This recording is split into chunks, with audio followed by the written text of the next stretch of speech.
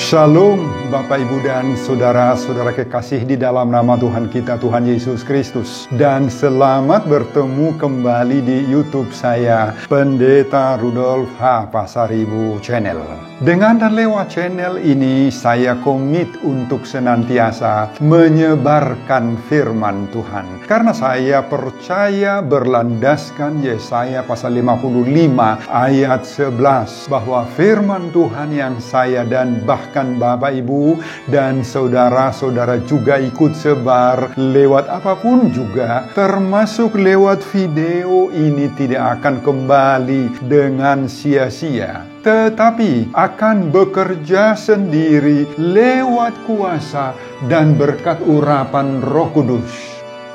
Mari Bapak, Ibu, dan saudara-saudara kekasih saya ajak semuanya untuk membantu saya menyebarkan pengajaran firman Tuhan khotbah di pertanggiangan Minggu ke-10 sesudah Trinitatis 16 Agustus 2020, terambil dari kitab 1 Petrus pasal 2 ayat 13 sampai dengan ayat 17 dan bacaan dari kitab Ulangan pasal 15 ayat 12 sampai dengan ayat 18, diikat oleh topik atau tema merdeka dari perbudakan. Dalam bahasa Batak disebut malua sian parhatobanan.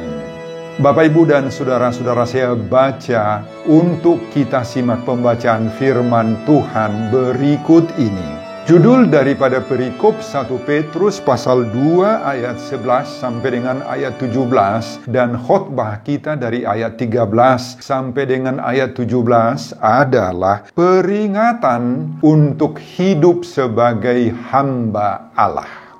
Tunduklah karena Allah kepada semua lembaga manusia, baik kepada raja sebagai pemegang kekuasaan yang tertinggi, maupun kepada wali-wali yang diutusnya untuk menghukum orang-orang yang berbuat jahat dan menghormati orang-orang yang berbuat baik. Sebab inilah kehendak Allah, yaitu supaya dengan berbuat baik kamu membungkemkan kepicikan orang-orang yang bodoh. Hiduplah sebagai orang merdeka dan bukan seperti mereka yang menyalahgunakan kemerdekaan itu untuk menyelubungi kejahatan-kejahatan mereka, tetapi hiduplah sebagai hamba Allah. Hormatilah semua orang, kasihilah saudara-saudaramu,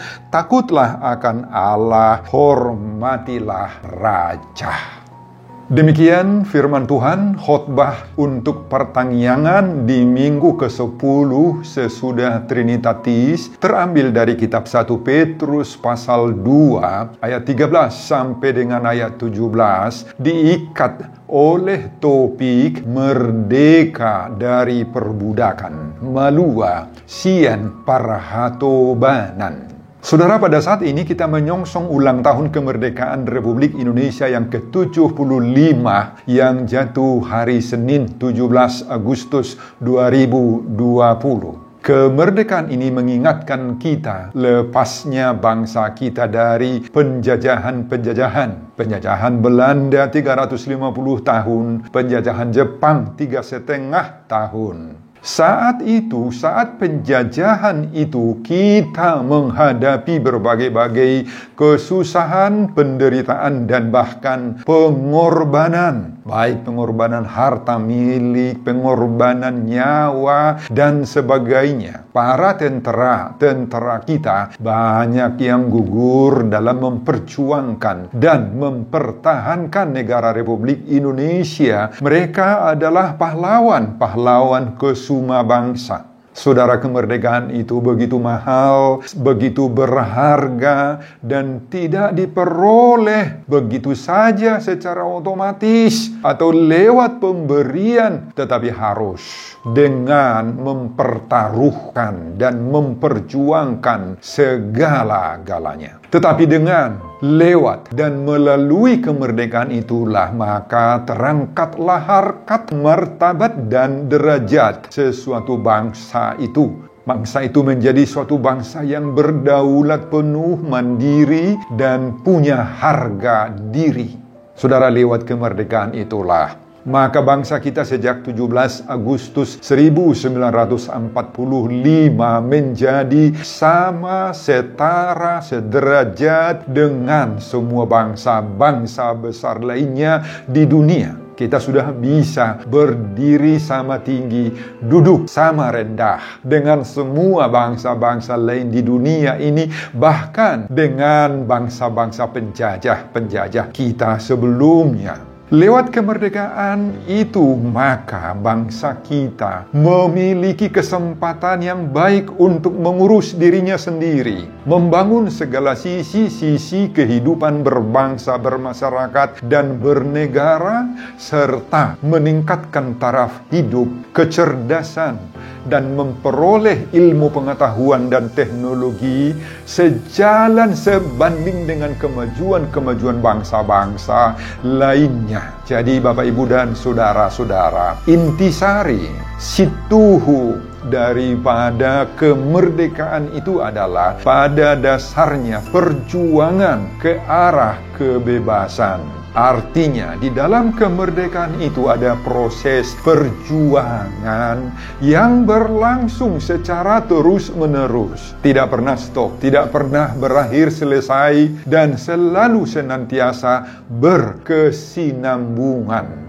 Kemerdekaan itu tidak boleh statis, tidak boleh berhenti, tetapi dinamis. Terus berjuang meskipun perjuangan itu tidak selalu menggunakan bedil, senjata, bambu runcing seperti di zaman dahulu itu. Perjuangan kita saat ini, Bapak Ibu, masih sangat kental melawan para penjajah-penjajah. Saya buat kata penjajah-penjajah itu dalam tanda kutip, yaitu penjajah-penjajah di bidang ekonomi, perdagangan, dan hak-hak ajasi kemanusiaan, melawan para koruptor yang menyelewengkan uang rakyat, melawan para tengkulak yang bermain dan bersembunyi di balik pembangunan nasional yang bahkan mengorbankan rakyat lewat penggusuran rumah yang berada di zona pembangunan itu.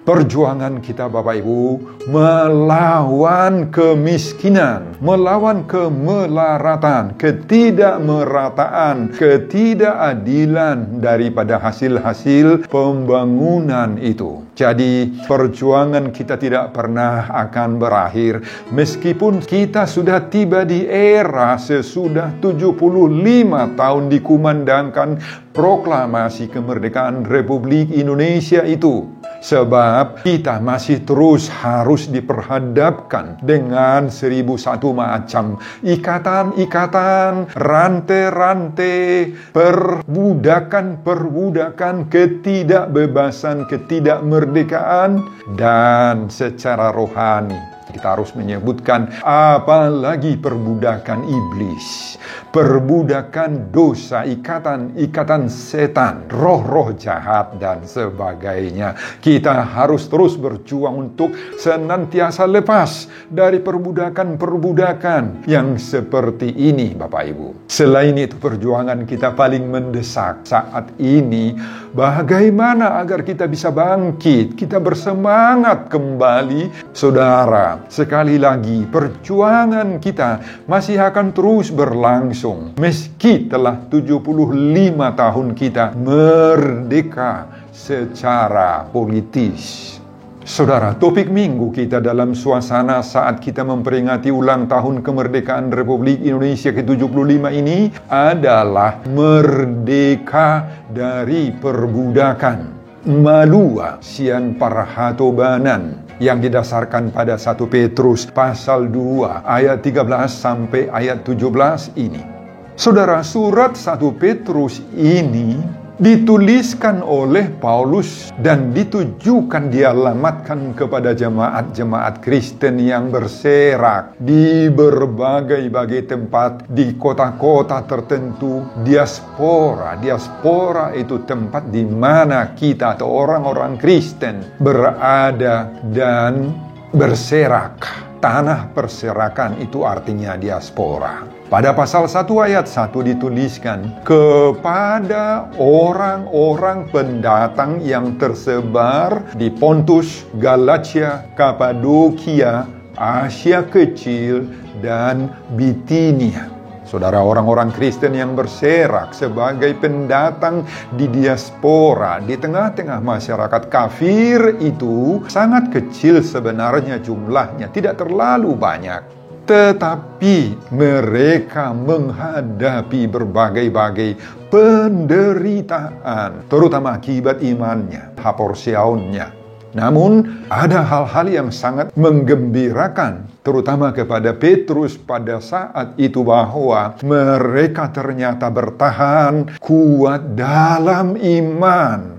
Ya, mereka bertahan dalam Yesus Kristus meskipun menghadapi tantangan dan pergumulan yang sangat berat. Itulah yang didengar oleh Petrus pada saat itu. Kenapa mereka bisa bertahan? Karena mereka sudah menghidupi, sudah mengimani pengorbanan Yesus Kristus itu buat orang-orang percaya. Mereka percaya ada upah dari kesetiaan persihohoton mereka itu kepada Yesus Kristus. Lewat imannya, mereka akan diberi penghiburan dan penguatan oleh Yesus Kristus, oleh Roh Kudus. Itu sebabnya mereka betul-betul bertahan di dalam iman meski menghadapi pergumulan yang sangat-sangat berat. Mereka bertahan dalam iman karena mereka percaya bahwa Tuhan akan senantiasa memberi kekuatan di dalam penderitaan itu. Saudara, inilah yang mendorong Petrus untuk menuliskan 1 dan 2 Petrus ini. Untuk memberi semangat, memberi penguatan, kepercayaan, dan ketahanan rohani buat mereka yang adalah pendatang. Dalam bahasa Batak dituliskan, pai solat jala halak dagang. Agar mereka semuanya kuatnya bertahan dalam menghadapi segala bentuk tekanan, cercaan, fitnahan, tuduhan jahat, dan lain-lain. Topik minggu ke-10 sesudah Trinitatis tanggal 16 Agustus 2020 adalah merdeka dari perbudakan, maluasian perhatobanan.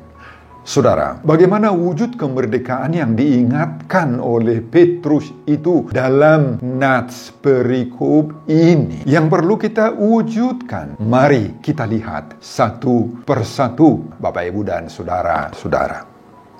Yang pertama, tunduk kepada semua lembaga manusia maupun kepada wali-wali yang diutusnya. Ini dorongan daripada Petrus kepada jemaat yang berserak itu. Tunduk kepada semua lembaga manusia maupun kepada wali-wali yang diutusnya. Itu kita ambil dari ayat 13 dan ayat 14. Saudara, kata tunduklah itu dalam bahasa Yunani dipakai hypotagete pase anthropine ketise.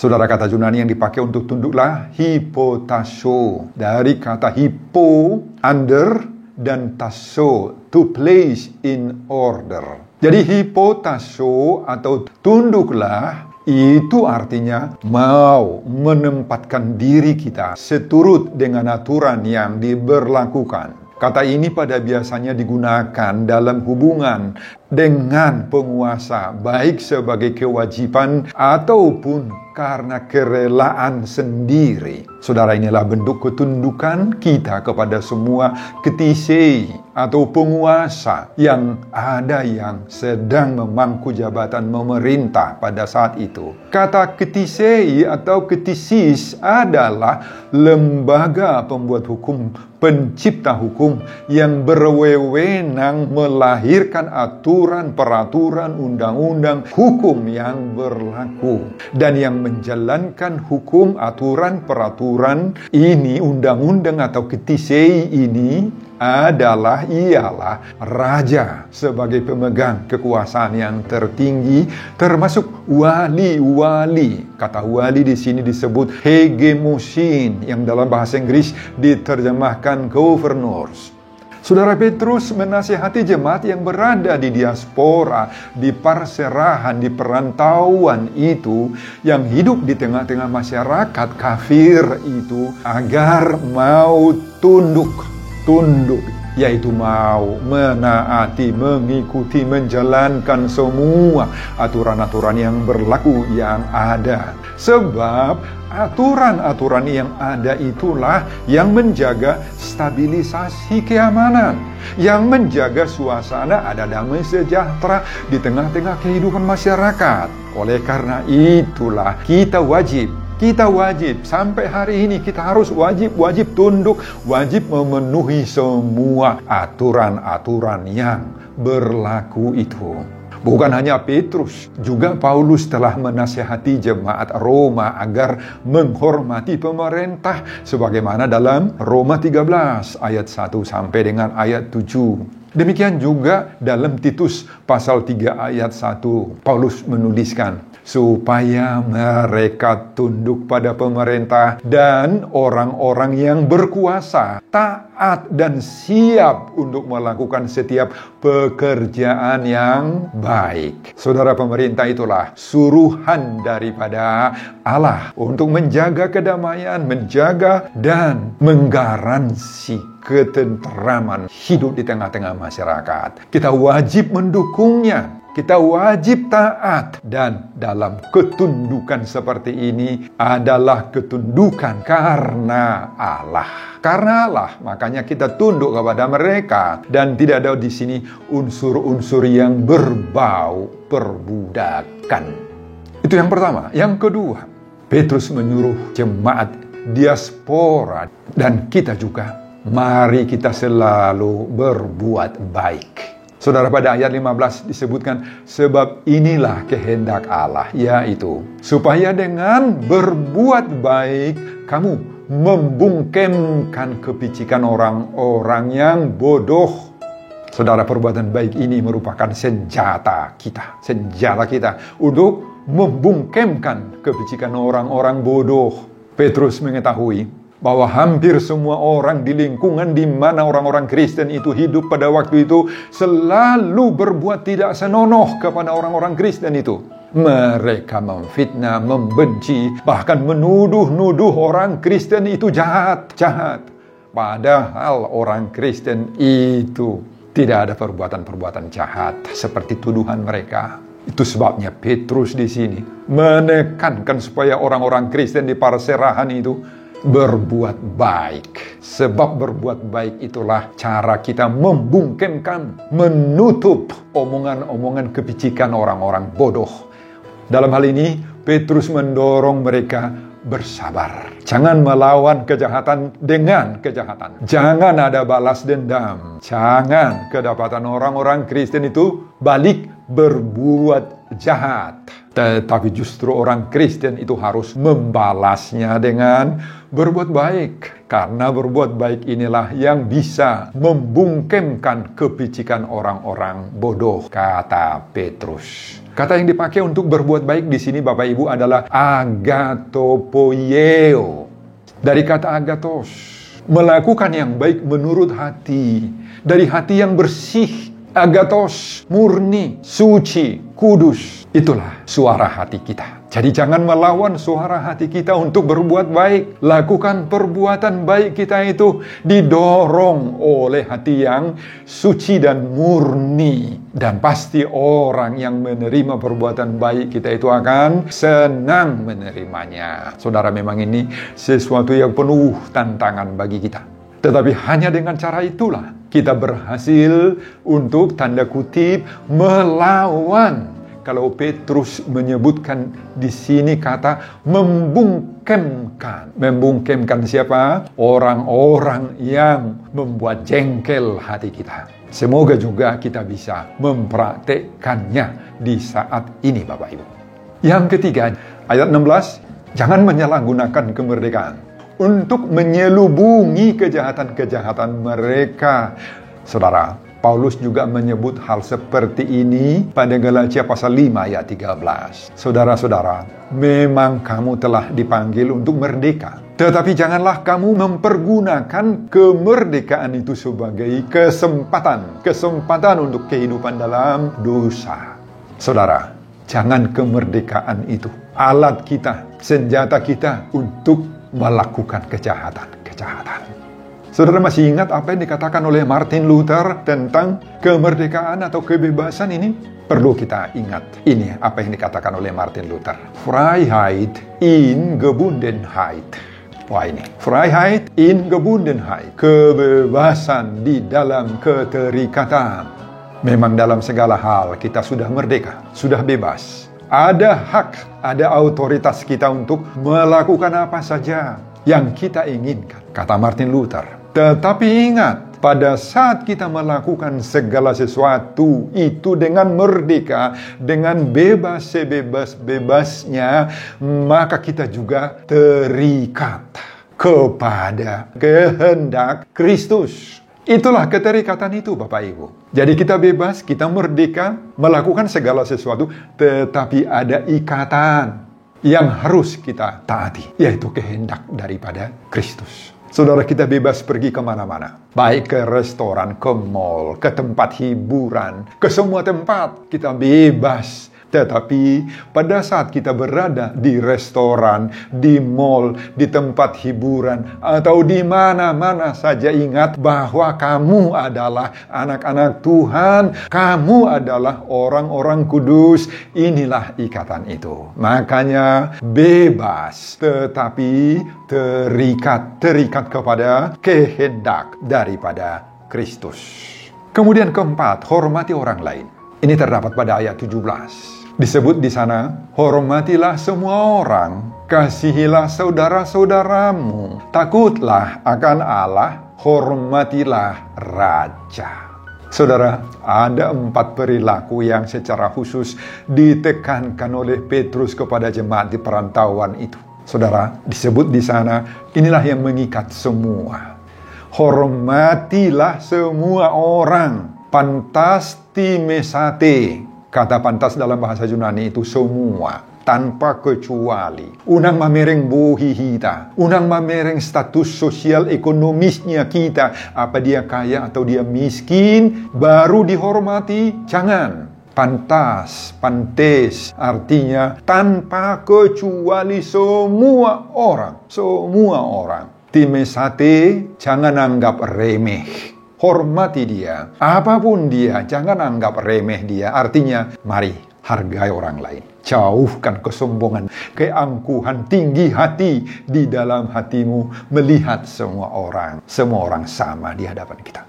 Kemudian dikatakan juga, kasihilah saudara-saudaramu. Kata kasih dipakai di sana agapao, kasih dalam bentuk pengorbanan dan mau menjalin persaudaraan dengan siapapun kita jalin persaudaraan tanpa melihat apakah latar belakang sosial, ekonomis, budaya, adat istiadat, bahkan agamanya. Jangan melihat latar belakang dia.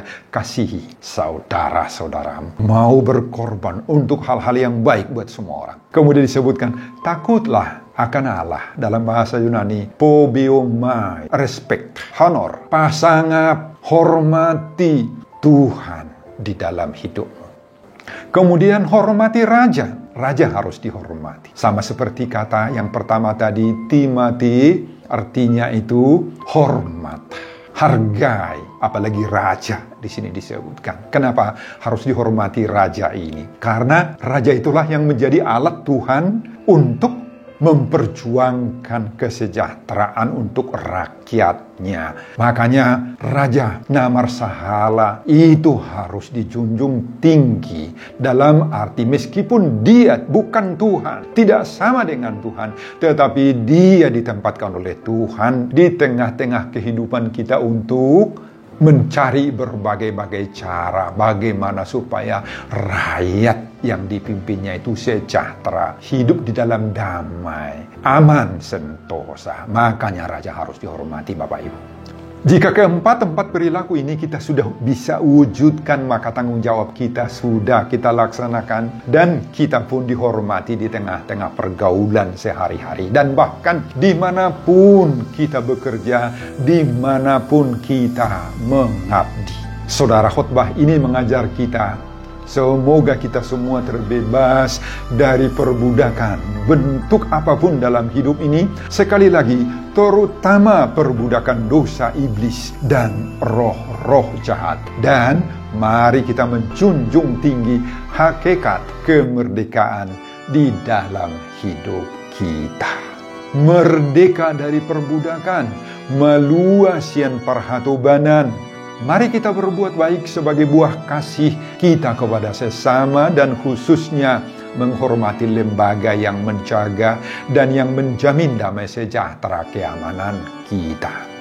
Saudara, turpuk pembacaan di pertangyangan minggu ke-10 sesudah Trinitatis 16 Agustus 2020 terambil dari kitab Ulangan pasal 15 ayat 12 sampai dengan ayat 18. Sebelum saya mengakhiri khotbah ini kembali, saya mengajak saudara untuk membantu saya menyebarkan firman Tuhan. Khotbah di pertangyangan minggu 10 sesudah Trinitatis 16 Agustus 2020 dari 1 Petrus pasal 2 ayat 13 sampai dengan 17, agar semakin banyak orang yang mau memperjuangkan merdeka dari perbudakan termotivasi lewat video ini. Tonton juga video-video khotbah saya yang lain agar saudara memiliki sentuhan dan pemahaman rohani yang semakin diperkaya. Buka di YouTube saya, Pendeta Rudolf H. Pasaribu Channel. Selamat mengikuti ibadah pertangyangan di rumah masing-masing buat kita semuanya. Tuhan Yesus memberkati kita. Shalom, Horas, Amin. Amin.